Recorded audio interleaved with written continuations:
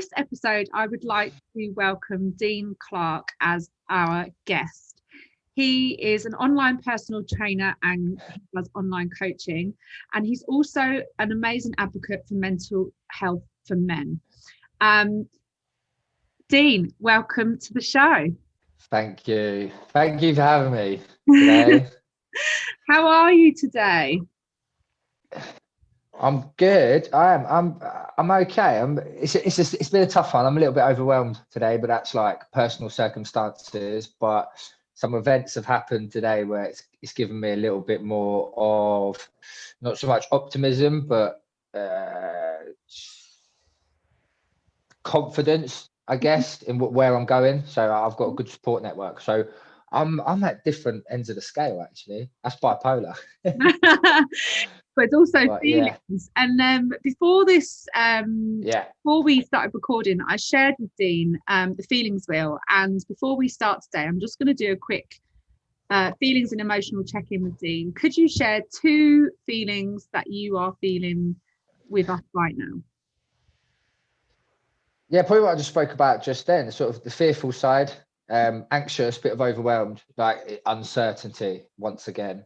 But then, yeah, it's the happiness side as well, knowing that I've got the respect of people, and I guess I'm really thankful for it as well. And that takes a long time to process itself. Yeah, and it's interesting to me how we can polarize our emotions as good and bad, and actually it's actually perfectly okay to feel anxious and thankful and fearful and hopeful all at the same time. So thank you for sharing that with me, that these feelings coexist for you as well, because I really want to normalize that for people, because sometimes people struggle to think that's okay and they think there's something wrong with that, but it's actually perfectly normal.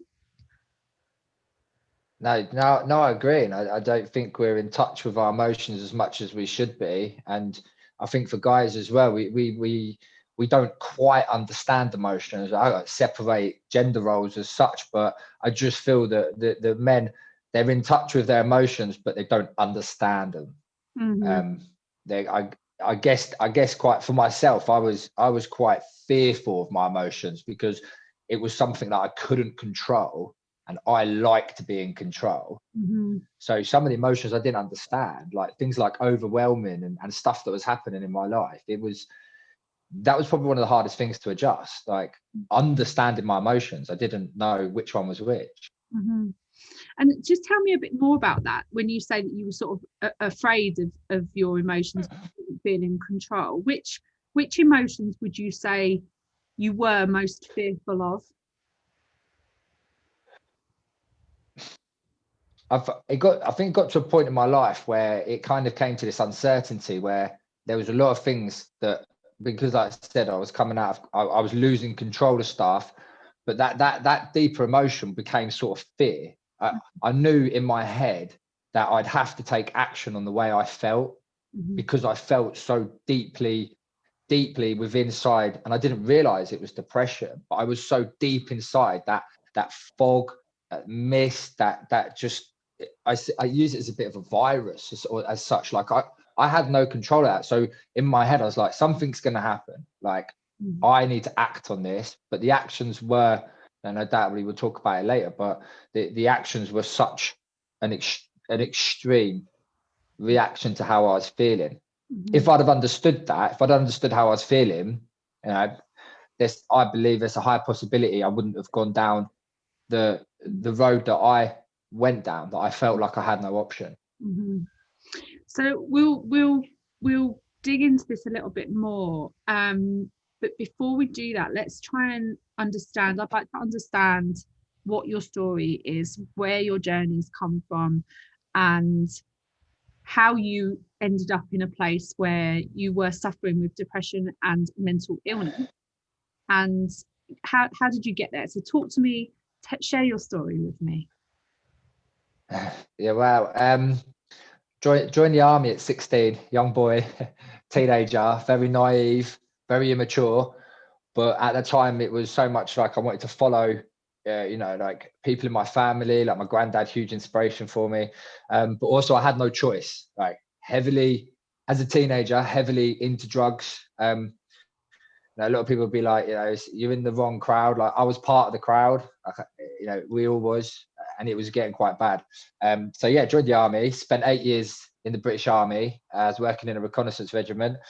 And yeah, I kind of excelled in certain places. I became an athlete at the start of it. I flew out to Iraq on my first tour, very young, very, very young. And then went through my career just ticking off boxes and taking courses. And I always wanted to push something as far as I could. And that's always kind of been that release for me, is seeing what limits can be pushed. I went out to Afghanistan, and that changed everything for me. It changed my whole mindset of how I looked at myself. It changed the way that I didn't want to further my career anymore. And those decisions, you know, we're tracing back now and thinking they could be bipolar because of the trauma. The journey after the transition to civilian street was brutal. It was by hard one of the hardest things I've ever had to adjust to in my life. What age were you when you came out of the army? So I left at 24, just turning 25, just after doing a little bit of work on the Olympics. Mhm. And yeah, so the thing about the army as well, I believe if you join as a young man, a teenager, I also believe you actually leave that way to come onto civilian street. Like there's a big void in your life where you've been institutionalized and you've been told what to do, what to say, where to be, what to wear. Mhm. That's not the case on civilian street. And I think that's what's quite a big shock for a lot of men and women. Mhm. Yeah, so coming out of that, I was still young. My lots of things were happening in the event. I didn't quite know there was something wrong with me. I was in a relationship that broke down quite rapidly. Wasn't the same relationship as I was when I was away, for whatever reason.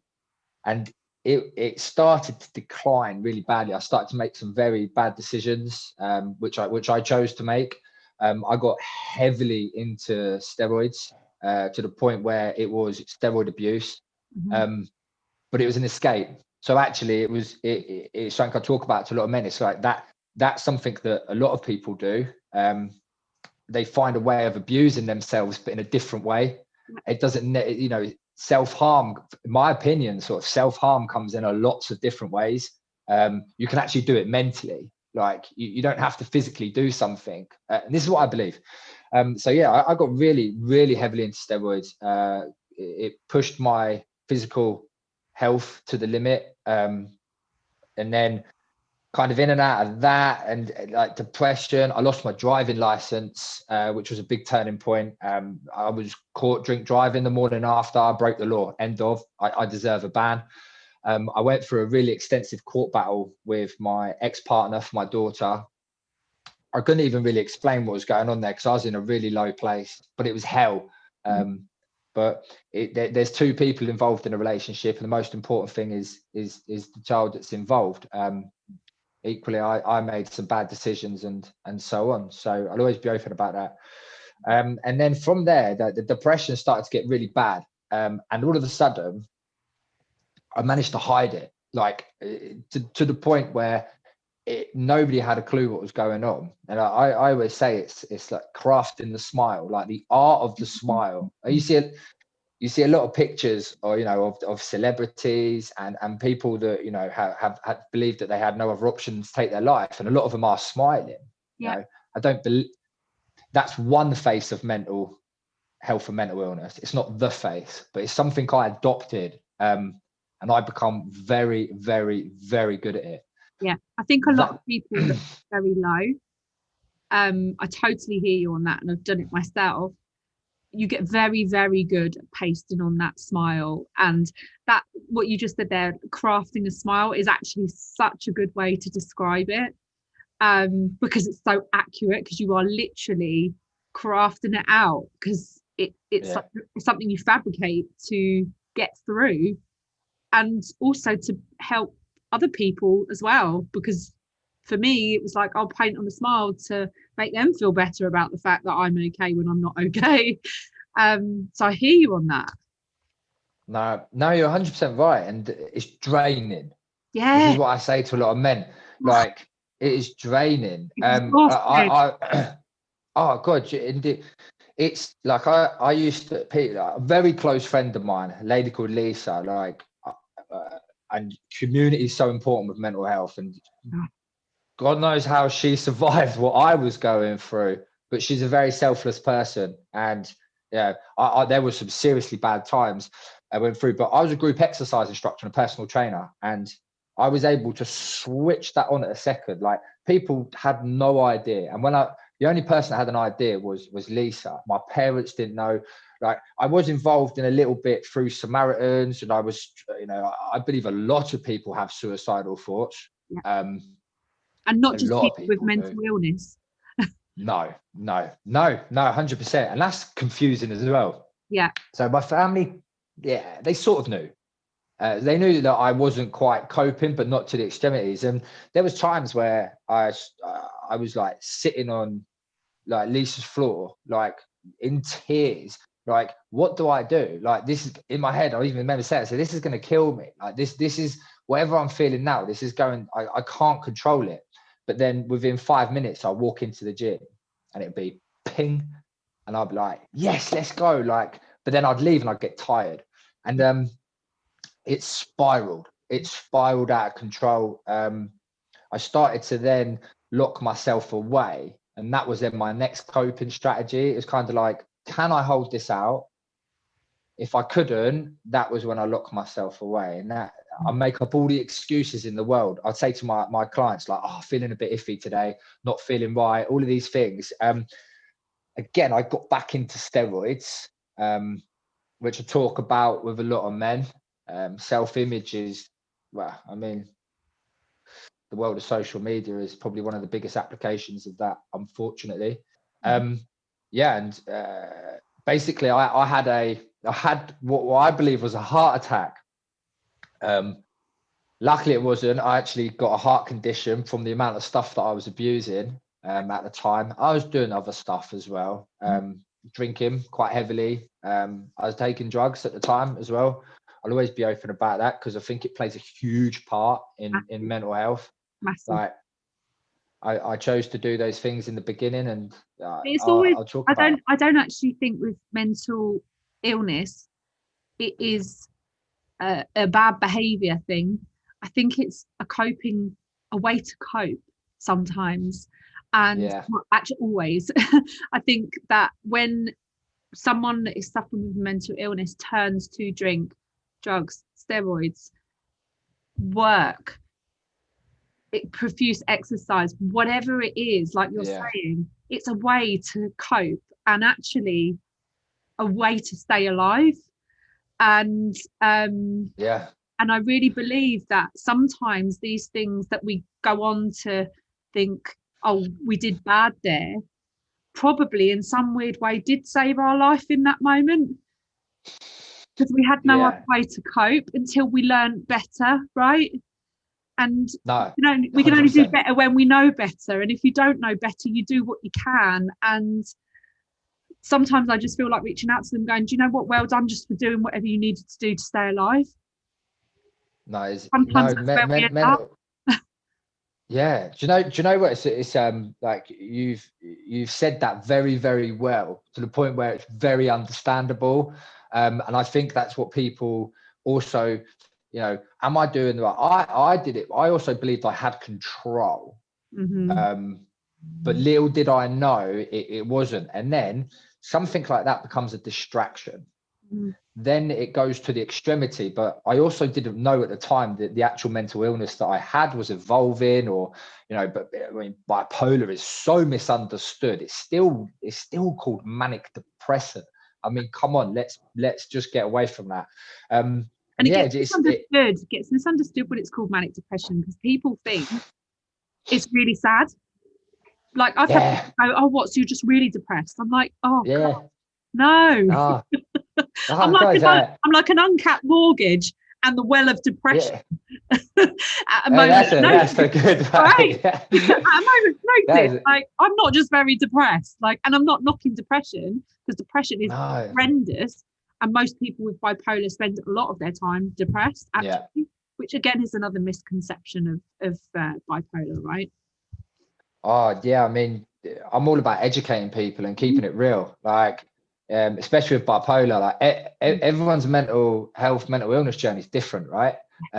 I don't believe no two depressions are the same. I don't believe that definitely no two bipolars are the same, but we might share experiences. And I also talk about that with suicide. And there's still a huge taboo around it.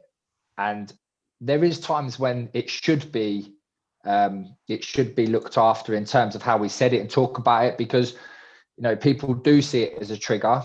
I'll totally get that. I'm quite respectful of it, but I'm also kind of like, I want to change the way we look at mental health. And I'm like, well, how many times is it going to be a trigger? And is it always going to be a trigger? Or is that something that's holding us back? Is that a way of, like, I mean, it's always like, men, you've got to talk. Like, we're making progress, but something's still not working. So for me, it's kind of like, well, like, there's a big gap, getting men to talk and trying to get men to talk, as in, we say it and actually men talking themselves. I mean, there's a big gap there, big void. And I actually believe that's. Don't you think that when somebody is unwell, the message, you talk more, is a good message, right? And let's not underestimate progress from 10 years ago. From 10 years ago, it's massive progress. The fact that everyone's like, talk. Great. Yeah. But when you're unwell, that message isn't compelling enough. No. So the people that are well need to be educated to create safe space for people to talk by bringing subjects into the open, by confronting such a difficult topic like suicide, by saying, if for me, I have no fear in saying to somebody, if I can see them struggling, are you okay? And very quickly, have you had any thoughts of ending your own life? Where are you at? That's, this, like, it's one of the way, if not the way to do it. Like, I never live a life full of regret. And do you know what? I'm on this path, and this is my path, whichever it is. And the first time that I attempted to take my life, I can promise every single person I speak to about it, like, I was so angry it didn't happen. I even remember laying in hospital going, whoa, like, Dean, you can't even do this. Like, you thought you was a failure before, by God, you're a failure now. So then you're like, well, like, what do I do? And it was extreme. Like, I had my girlfriend come into our house after I'd taken a very heavy overdose. I injected a lot of things into my body, for whatever reason. It didn't work. Like, it didn't happen. I say work. And I was angry. And within, like, day before Boxing Day, there's a picture. I look at Pavel and I'm smiling. And within 12 hours, I attempted again, but for a different reason. I wanted help that time. And I couldn't verbally say anything. Like, I just couldn't. And I believe so many men can't. And there must be a way for them to do stuff. There might be a point where a man may never talk. But that doesn't mean that he can't express his mental health in another way, or he can't surround himself with people that are. And I remember, like, I was driving around and I went to a home base. This is as detailed as I can. And, like, I went to the home base, and I remember as I walked in, and I'd been, I looked very bad. Like, even I know I did. And I walked into the home base, and I was kind of like, they know what I'm going to want to do. And I thought, if I've got to do this, I have to do this. But then equally, I was like, I need to be helped. And I brought garden stuff as well, right? And I brought, like, a hose, like a little fence. Like, who does this after Boxing Day? But it was, I mean, it's kind of like, and a hose fitting. And then I bought some other stuff. And I then think back and think, wow, that lady served me those things. She had no idea. And then I remember getting in my car and driving around.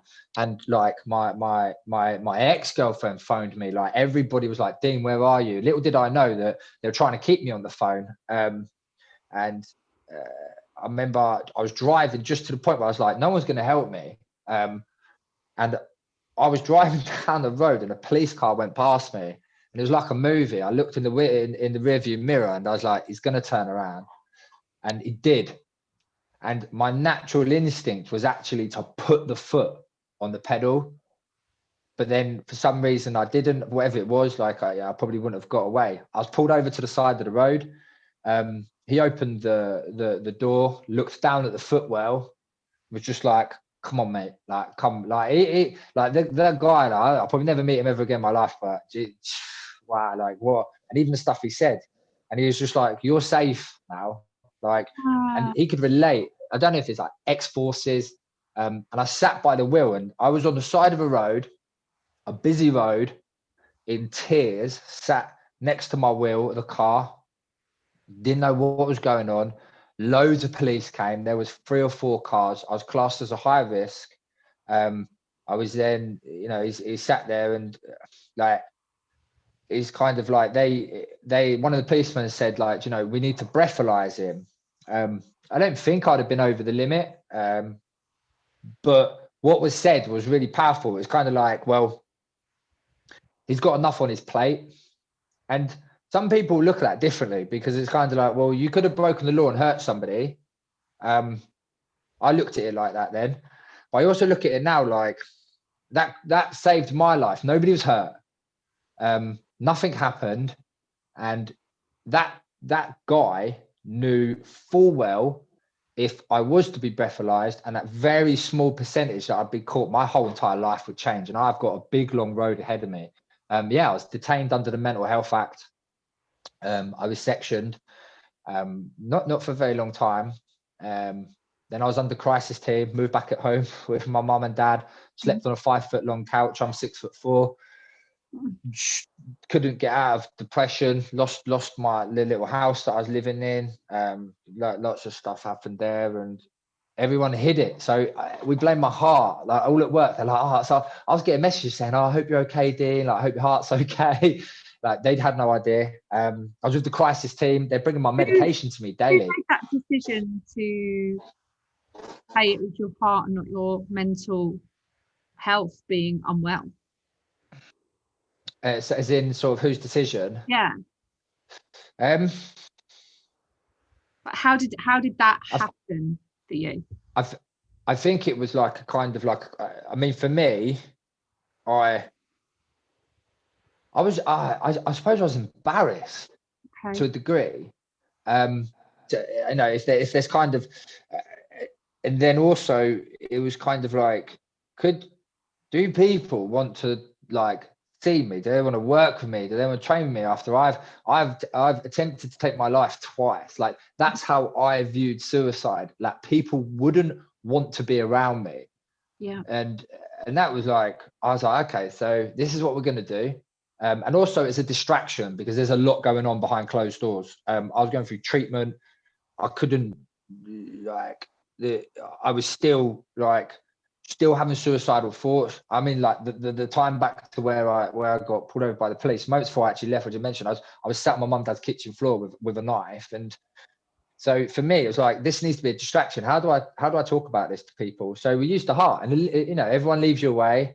Mm-hmm. And then I was having a lot of treatment, and then that my whole entire journey changed on one Facebook post. And I was kind of like, my daughter's mum needs to know. And that was a hard conversation, really tough. She always knew something was wrong with me.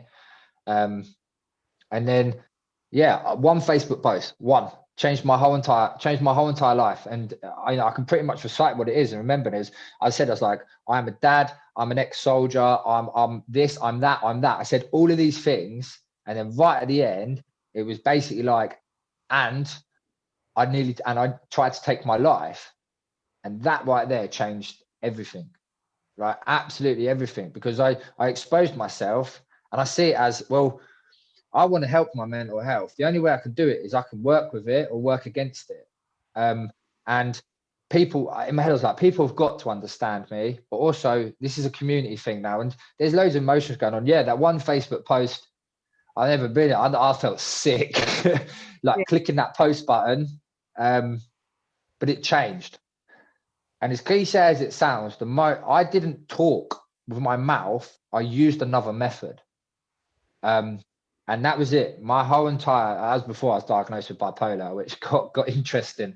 But yeah, that was the moment my life changed, because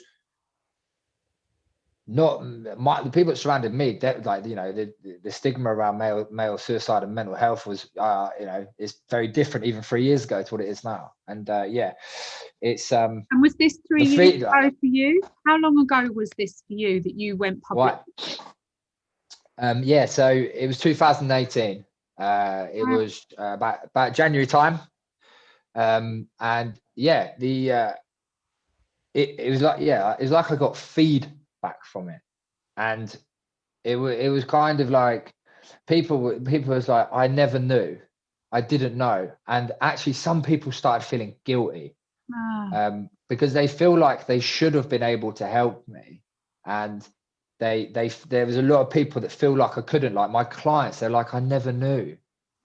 I had no idea this was going on, and you kept a job together and you kept this together. And it's kind of like, they're like, you're really brave and strong. And I weren't at that point yet. Like, I don't see myself as brave.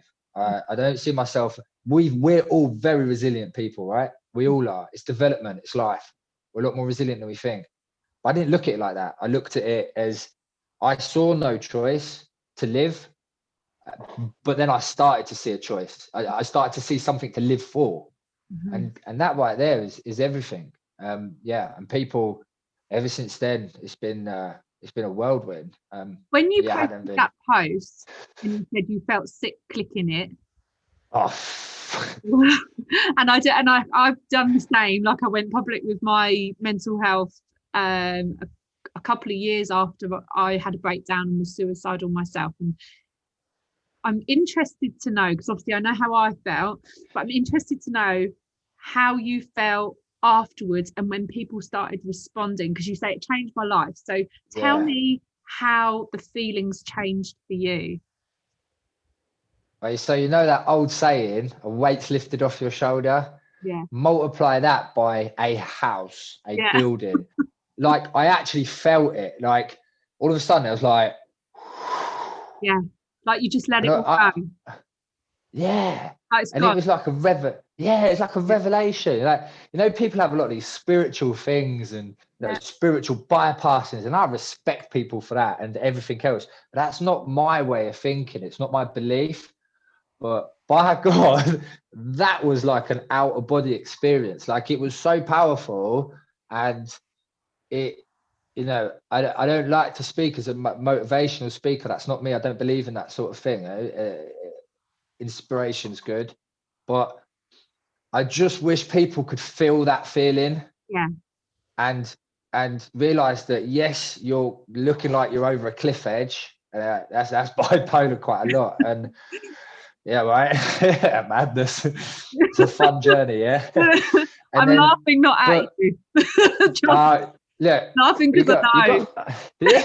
You got to laugh at mental illness as well. Like, come on, laugh at the face of adversity, right? There's some funny times I've had with bipolar. Whoa. And there's some dark times, right?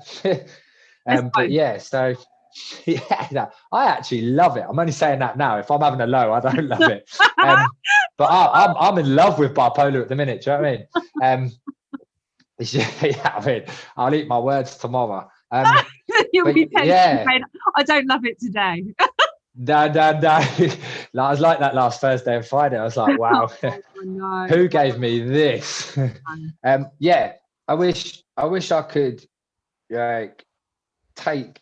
It's a feeling. It was amazing. Yeah. But it wasn't the answer. That wasn't a diagnosis, because I got a diagnosis around that time of bipolar, because I basically woke up in the morning, got dressed, got shaved and went to work, which blew everyone's mind.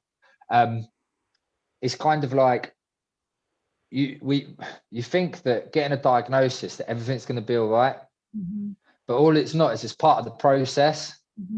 And actually, it can become a lot harder. Mm-hmm. And that's where the actual struggle happens, which I believe is when you come to terms with what you've got to understand what you've got to learn to deal with it. It's a different type of struggle, but be under no illusion, and I'm talking to people, is not easy. And a diagnosis isn't an answer. It's not an answer for what's happened. You're not going to walk out of the hospital and be like, I'm cured. All of these things, like they've. It's the beginning. Wow. Yeah, right. And things go crazy again. Yeah. Yeah. It's It's a lot of people talk about chapters in your journey, like it's a whole new chapter. You've got to continuous to be open, right? You're going to come into some big battles, huge, bigger than what you went through, I believe, to a degree. Like medication, I took lithium, and I've had one psychotic episode in my time, which goes past manic and hypomania. That was just a scary time in my life. And I don't think no one can prepare you for that next bit. You've just got to be quite open to it. And you've got to be surrounded by a community. And I believe that your community, every single person plays a different part. I don't play football, so I can't relate to football, but rugby, everyone's got their own job, right? My community, everyone else has another job. Someone's there to take the wrath of it. Like they are there to take it, but I'm not there to talk about my feelings to them. Then someone, if I'm feeling low and overwhelmed and I'm upset, like I've got a person for that, because they're all different personalities, right? My mum and dad, they have a very hard time at the minute. My mum's multiple sclerosis in the final stages. My dad's doing everything he can, and they're doing really hard, but I can't talk to them about stuff. So I feel like everyone, you can't deal with your mental illness once diagnosed. You can't do it alone. No, you can't. Thank you for saying that. You cannot do this alone. No. And if you think you are, you've got a very big chance of going back to where you was. Absolutely. And you just you can't do it alone. I don't want people to think they can do it alone, like because you can't. No, you can't. Not long term, not for the long haul, no. not for the getting steady for decent periods of time lifestyle. No. That's right. Yeah. No. Absolutely no. can't. And no. I'm with you with the community thing. You see these posts, find your tribe. For me, I look at that and it goes that actually goes really deep for me, because when I first got ill, everyone thought I was suicidal and depressed, right? Because that's how I was presenting. Because when you're hypomanic, people think you're smashing it, you're efficient, you're funny, you're the life of the party, like you're having a great time, right? And actually you love feeling like that too. Oh, it's like a drug. It's like amazing, and it's hard. After getting diagnosed bipolar, accepting that life bit of your life has to become a bit duller can be really difficult to accept. It's really hard. It's like a loss. Actually, that's the bit that you kind of enjoyed. Like no one, it's the perk, right? It's the perk. Right. Yeah, right. It's but it tips over. It tips over into irritability, anger, falling out with people, right? And then we start to get unwell. But the find your tribe thing, I find it can be quite a superficial saying, but actually, if you really dig into that, I went to a Depression Alliance support group to try and find someone who understood how I felt. And I sat in a room, and the people around the room were talking about how they were just always depressed.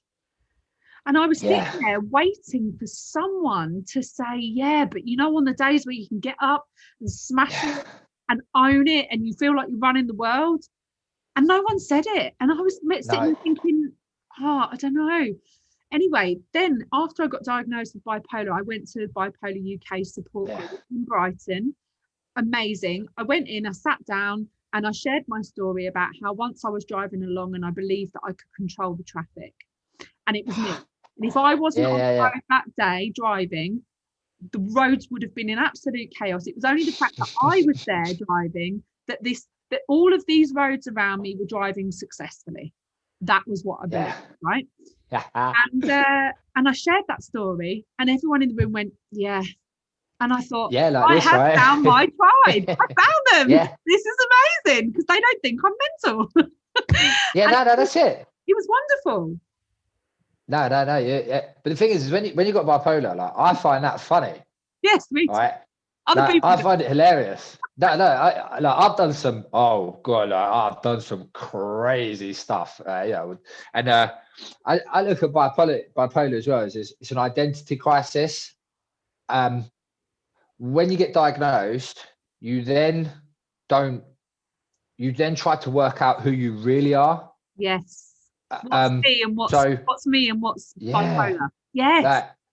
I want to be this, like, am I that bubbly person, or am I this person in the middle, or am I this person that, like, that's a big thing for bipolar for me. It feels like a person, that identity crisis. Like I said before, like, who is actually Dean? Like, who is he? Like, I don't actually know half the time. And yeah, like you're saying, like I've been back at it, like madness. I done like $5,000, right? That I didn't even have. I thought I was a millionaire. So yeah, I can't. It's bad, isn't it? So I put this elaborate weekend on for an ex-partner, right? And I tried to hire a helicopter to land at Battersea by the hotel, and like I was doing this with a credit card, but I promise you, like that credit card was my bank balance. Like I had no concept, and it was like bam, bam, bang, like lavish nights out, buying all these big bottles of vodka and all this sort of stuff. And yeah, it's kind of like it's the point after it. Like I love being like hypermanic. Well, you feel invincible, because don't you? Yeah. You feel so good. Like there's nothing that could possibly happen that could prevent you from all of your wildest dreams and plans.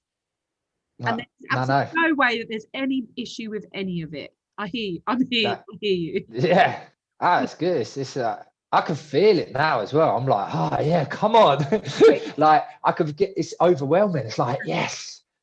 And it's learning. Once you get that diagnosis, you have to really be careful and mindful. And, you know, like what I say to a lot of people that I speak with who have bipolar is learning to understand what is your condition and what is your conditioning is so crucial in recovery of bipolar. Yeah.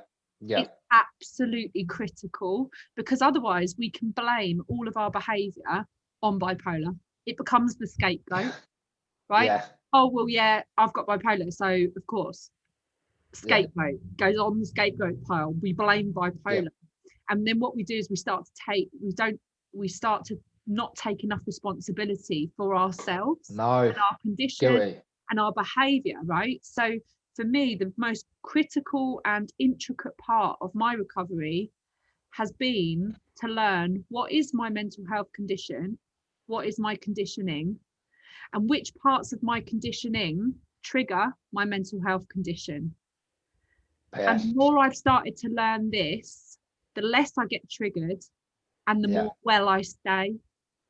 But the more sort of unaware I am of the conditioning through my childhood, through my upbringing, like you, through your experiences, you know, being in the army, there will be so many experiences in there that will be triggering and from previous trauma to you that can then trigger your mental health condition, right? Until we start to really pick it apart, like to the nth degree, and understand all of that, we're going to our mental health condition will constantly be triggered by these conditioning triggers. And that for me has been the most intricate, difficult part of my recovery, because I've had to grieve for things that, guess what, I can't do that anymore because it makes me me unwell. This I think I do everything in my power to look after my mental health right now. Not my mental illness. I do everything to look after my mental health.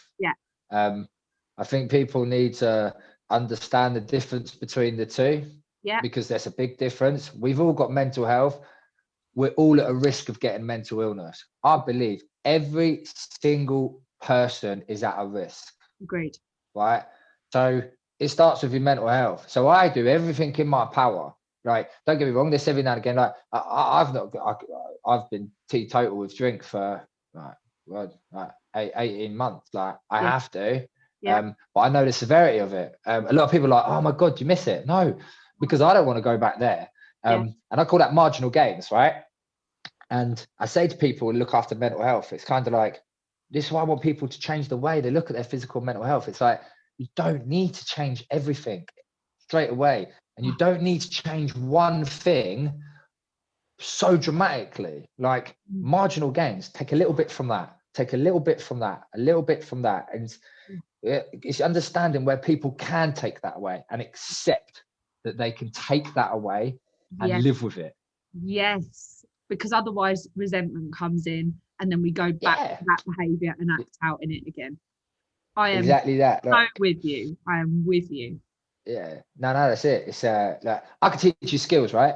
But it's going to be down to your attitude and your beliefs, like aptitude, right? Well, yeah, I could teach my someone like a little girl, someone to ride a bike, right? But I can't teach her to do it every single day, like as she gets older or something like that. I have that with my clients. I learned that in the army, like I said, I can teach you skills. You can teach me skills, but it's your attitude and your behavior that will make you apply them skills. And that in itself is, it's I believe it's, it's a lot of reasons why people go back to old ways. It's a lot of reasons why, going back to what you said a few minutes ago, is like, I will blame bipolar sometimes, and it's my iceberg beliefs. It's stuff that I've created habits. It's quite an easy go-to, but then also I'm confused with it. And once you get that, and once you understand that and understand where the root is and so on, and life gets easier, it gets better. And when you get other people to understand them as well, right? That's why it's so important to talk to people around you. Like, they've got to understand your mental health, your mental illness, because if they don't, they're never going to be able to help you. But they also need to understand that, you're not being a bit of an arse. Like, that is the mental health. But then I also need someone to go, Dean, a lot of people are not going to get out your self-pity pit, right? You can't say, people look at that as it's like, it's down in the stigma bucket. Like, you can't say that to someone and you can't do this. It's like, well, some people are. And I'll tell you why, because there's times when I feel sorry for myself and I shouldn't have to, or I shouldn't choose to. And that's another thing as well. Like, I need to be told by people going, Dean, like, get out of that city. Like, you're feeling sorry for yourself. But that's taken them a long time to learn that. And the only reason why they learn that is because I'll be open with them. Like, we're making it sound like it's quite easy. It's not. No. It's not. It's a never-ending journey, right? And I think that was one of the hardest things for me to accept. I could accept that I was diagnosed with it, but in the back of my mind, I was like, yeah, well, I'm going to do this and I'm going to do that and I'm going to fix it, and then I'm going to just carry on as normal. There was that little narrative going on in the back of my head after diagnosis that, if I work really hard, I could like fix all this and then just like have normal again. What was normal anyway? Life before certainly wasn't normal. No. So for me, it was like I went through a stage of like fighting against it. I'll train super hard. I'll work super hard. I'll beat this thing. You can't beat it. You have to learn to respect it and coexist and live with, and then do little steps every day. Do this, not go all or nothing, which is really in the nature of someone that has bipolar. It's, one of those things we have to work really hard not to do all or nothing. It's the little bits, like you're saying, these small gains. It's such a good way to describe it. It's the little things that you can do that become just huge habits that are going to be the biggest game changers in recovery, for sure. 100%, right? And I've really just started to kind of adopt this concept with it. It's like our goal in life is to thrive, right? Thriving is development. You know, you look at far end, look at a flower when it blooms, it's thriving, right? I look at mental health like that. I'm looking at lockdown like that. It's a form of resilience. It's my way of looking at resilience. But I actually do believe now, and I've got some respect for myself, that I'm actually thriving within this mental illness. I believe I am. But the thing about it is everybody thinks thriving is you've got to be bouncing off the wall. I mean, don't get me wrong, when I'm manic, I'm pigging. Like, it looks like Goodwill Hunting, right, in my house. There's just Post-its everywhere. Formulas I didn't even know I could create, right? And about 20 businesses that never happen. So we go through this process. You know what I mean? I've got some serious notebooks. They're just stack loads. And it's the same thing in every single one. And resilience. Yeah. Like, resilience isn't one thing. Yeah. It's a series of things. We go through it through our days. And I've broken it down to 4 stages. I haven't adopted this myself. I've just looked at other different books and took it on and go, well, I've got a book here that says 10 steps to resilience. Like, I can't even remember all sorts of things in my life. I'm not going to remember 10. So I kind of break it to 4, and it's like shock, endure, adapt, thrive. So it happens every single day in our life. We just don't realize it. Then with the shock, you have certainty, uncertainty, right? You're going for a job interview, you're knowing you're going for that job interview, and you have every single right to be anxious and nervous about it. Every single right. That's normal. That's normal. And then you go through the endure phase, like the initial couple of minutes sitting in there, like, then you adapt, right? And you start thriving. And you can look at it like the whole other end of the spectrum, the most simplest of tasks. Like, I spoke to someone about flat pack furniture, like IKEA, right? They're like, nah, that doesn't make sense. I was like, really? Have you ever gone around that like one-way system, the hardest one in the world in IKEA? Bit of a shock, right? And then you have to endure bumping into people, then you adapt, and then you get your item at the end of it. Like, come on, if we can make stuff relatable, and there's no doubt where you believe at some points where you might be thriving within your mental health and mental health at the minute, but you don't stay there. No. And you've got to realize that it's okay to go back to a certain stage. It could be by choice how long you stay there, but it's okay to go back. The reason being is because thriving is development, right? And endure is to endure suffering for a long period of time, or however it may be. Adapt. Our minds and our bodies are incredible, right? So you're not always going to stay in there. No. But you learn the skills to get back in there, right? It's development. Correct. And all of these little things are part of it. Talking to people, speaking out. If you can't speak yet, surround yourself with people that can, right? Yes. You don't have to speak out if you don't want to. No. I take away a lot of the phrases like, you got to be kind to yourself and so on. I think that was the last Mental Health Awareness Week kind of phrase and stuff. Come on, Emma, like, define being kind to yourself. I know a lot of people can listen to this going, oh, come on, Dean, but it's a little bit like okay. Like, what does okay mean? Like, okay for you is different okay for me. Yeah. And it's okay, it's okay to not be okay. So what is not okay? This is my view, right? This is how I look at mental health. That's not to say that I'm digging it out and I'm being very negative with it, and I'm saying it's not the right way to go and it's not the right way to be about it. But I think being kind to yourself and this statement of it's okay not to be okay, really, for me, I sum it up as just honouring how you are in that moment, whatever that is. Yeah. So for me, all of these sayings really boil down to, are we just being authentic? Are we honouring the fact that right now I feel like that is it. I feel like shit right now, and that's okay. So I'm going to just sit and feel like shit for a bit, and then tomorrow I might feel okay. And by okay, I mean I've got the energy to get up, get dressed, wash my hair, put my makeup on, and go out and do something. Whatever it 100%. is, if we can honour wherever we're at without pretending, right? So this for me is key. The minute we go into pretense, we're not honouring how we are. We're not honouring where we're at. we're not honoring our state of health or emotions, and we start crafting that smile back on. And that's when we get into problems, because we start hiding it and we create shame. And you said when you posted that post, you just felt it all lift. I have experienced that every time. I have just gone, bang, this is me. This is it. Yeah. And actually, I'm not going to pretend to be this to keep pleasing everyone and hoping everyone likes me. This is me, and whoever stays, stays, and whoever doesn't, doesn't. And that's okay with me. Yeah. No, Totally. Of pretending. I can't pretend anymore because it's making me ill. 100%. No. Yeah, it's literally good. It's great when you listen to people and talk to people, like they completely alliterate the words that you say because it comes from their view and their beliefs. And like I said about that, kind of like, for me, it'd be like, for a lot of things, it'd be kind of like, I believe that mental health and mental illness is about kind of living in the moment. Yeah. Right.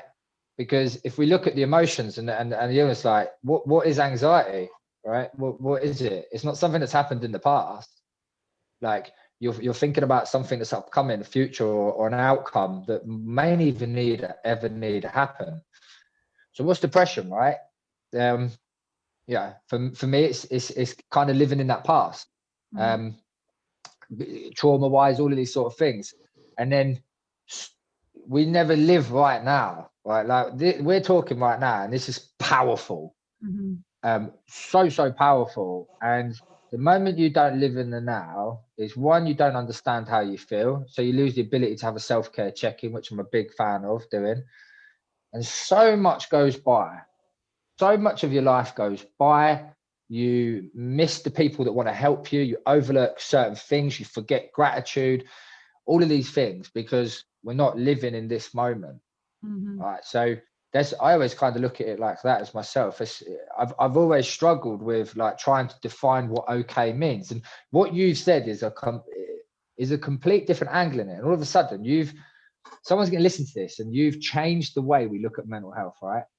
Because you've said something that's so relatable, but in a different way. And that's what it's about, because we write our own self-care books, right? You can go and buy one. There's thousands of them, but you are an expert in your own journey, right? So if I believe, so if I believe that I don't personally like that it's okay to not be okay, I can believe that, right? Because it's my own journey. And people need to be a lot more honest with themselves, but they also need to be honest with other people. And we can't do that because we're frightened. Right? We live in a bit of fear. But you've literally just kind of changed the whole entire angle from what you're saying. Like, be kind to yourself. I can't work that out. I don't know what it is, but you put it in your way, and that's powerful. All right. But the more people that put it in their own way, and they share their experiences and they make it relatable, I believe something's going to change. Yeah, I do too. Power is in people sharing, for sure. And for me, the biggest power in my healing journey, recovery journey, has come from sharing and hearing other people share. It's so powerful. Don't get me wrong, I've gone to therapists, and plenty of them, trauma therapists, EMDR, counselling, psychiatrists, psychologists, you name it. I've been there, like most of us have. But there's still that like power dynamic. There's still that like you're there, and there's still a bit of shame because you're the one that's in the struggle position. And do you see? So for me, the most powerful change and feeling held, seen, heard, and understood has come from being with people that go, me too, I get it. Yes. And I'm like, amazing. This is what I need, and this is the bit that we need. So even if you're listening to this today, and like Dean said, you don't want to, it's not for you to just go public on your socials. That's not what this is about. But even just consuming content where other people share their experience, and you sit at home and have that aha moment, that light bulb moment that goes, I'm not doing this journey alone. That is enough. It's not about going out and sharing with thousands of people. Everyone's different. Everyone does their journey differently. Just even even just consuming something where you sit there and go, I'm not doing this alone, is powerful enough to help you in your journey of recovery or healing. And so be careful what you consume, surround yourself with people, even if it's not your voice. What you said is so good, you know, even if it's not your voice, surround yourself with other voices. It's super, super powerful. Now I've got a question for you. Let's go. I'm sure I've seen you doing a fundraising walk. What were you doing? But whatever it was big, wasn't it? Were you not walking somewhere? What to come in the future? No, are you doing something where you're fundraising for Bipolar UK? Is that, have I seen that right? No.